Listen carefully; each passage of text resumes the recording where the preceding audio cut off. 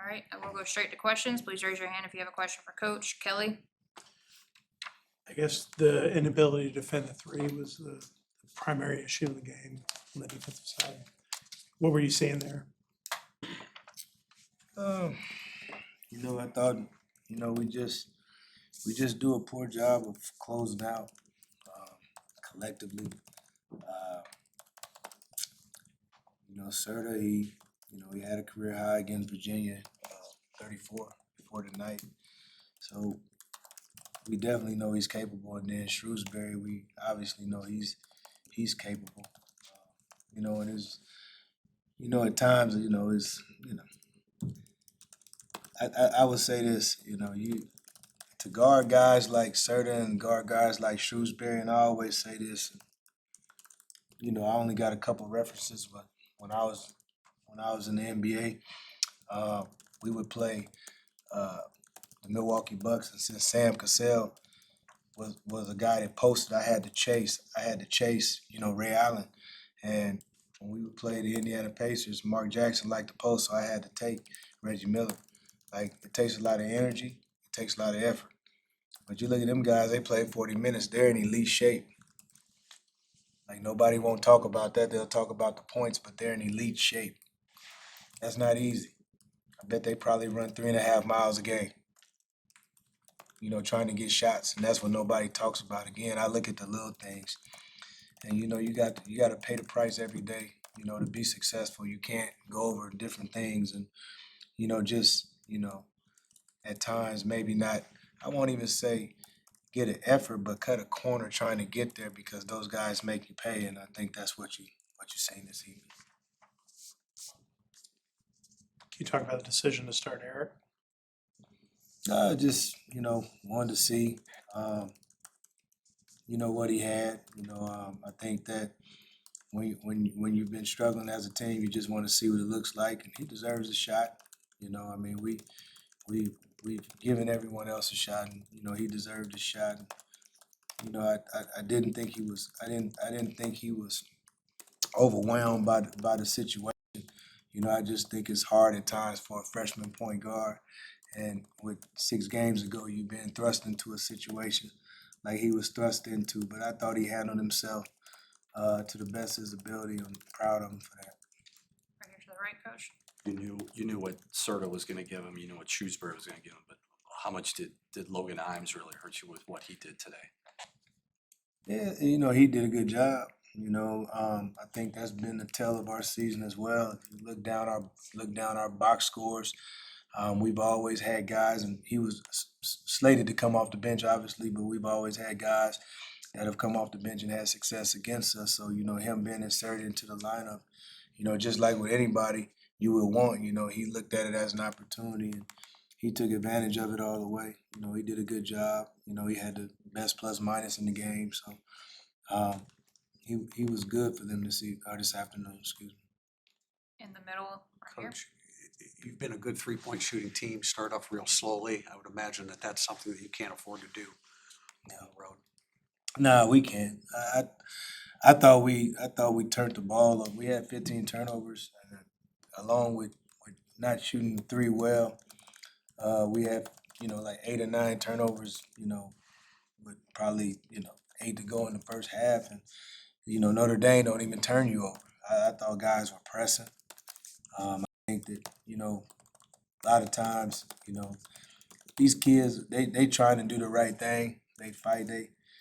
But and sometimes in trying to do the right thing, you got to think, and you got to make decisions that are based on what's in front of you, and not sometimes what the coaches told you.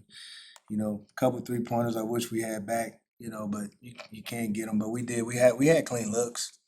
You can't ask for more. But that's the way Notre Dame plays. It's crazy because when you watch them play defensively, they got a pretty good 3-point percentage defense, but a lot of times you're allowed to shoot those shots, but for whatever reason tonight we just couldn't get going in that area. 1 to 2 more to the left, Coach. You just touched on it a little bit, but I was going to ask about the turnovers. Did you feel like that was more self-inflicted or a result of Notre Dame's pressure? I thought it was self-inflicted. You have 14 points They had 14 points off our turnovers, and then they had 17 second chance points. You know, those two columns hurt us, and you know, although Notre Dame is one of the better offensive rebounding teams in the conference, you wouldn't have seen that coming tonight, thinking that if our guards just help us rebound and then the turnovers from that standpoint, and when they're making threes off those turnovers, there's a couple possessions. Then you know what, you can even add in, you know, I like to say sometimes bad misses are the wrong miss, so to speak. It kind of turns into, you know, a jailbreak, and then guys get easy buckets as well. So, you know, that's not necessarily in that column, but that bleeds into that column as well. Final question, Kelly. I guess kind of how do you look at these last few games? This has kind of definitely not gone the way you expected. You've had Yeah. guys out with injuries. You've not had one of your key guys you invested bringing in here in Silla for almost all of the ACC play now.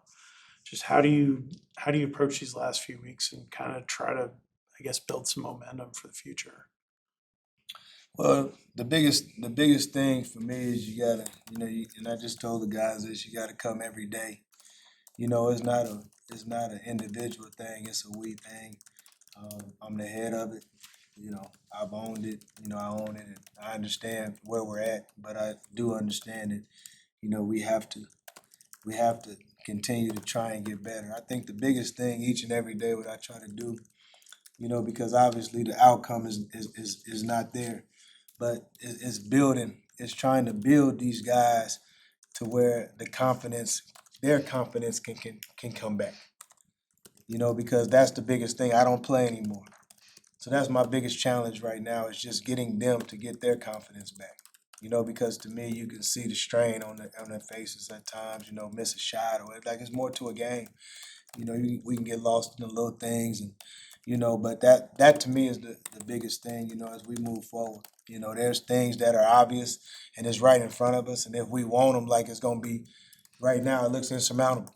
You know, let's call it what it is. But if you come out here and you try to not look at the big picture and just base it on a daily basis, you know, you can get better in that moment. And so that's what I'm concentrating on, and that's all I can concentrate on, you know. And so the biggest thing for me when I'm talking to them and even to the staff is, you know, don't worry about me. I'm fine. You know, I know what business I got into. But for them, I think I'm more so worried about them because, you know, and when I say them, I'm talking about the kids. Because when you haven't been through this before, like it's not easy. Like it's one thing to lose games, but it's another thing to continuously lose games and you have a streak. So as a leader, you can't run from it. You know what I'm saying? You gotta stay committed, and you just gotta stay with the process, man. You know, and I've been here before, and I've seen dark days. I've seen good days. This is a dark day, and what days like this is make you stronger in the future. And I'm beyond knowing these things, and so this is all I'm worried about and preparing. You know, and you know, calculating and writing things down and doing my own intel in terms of what needs to be done, so we're not in this position again.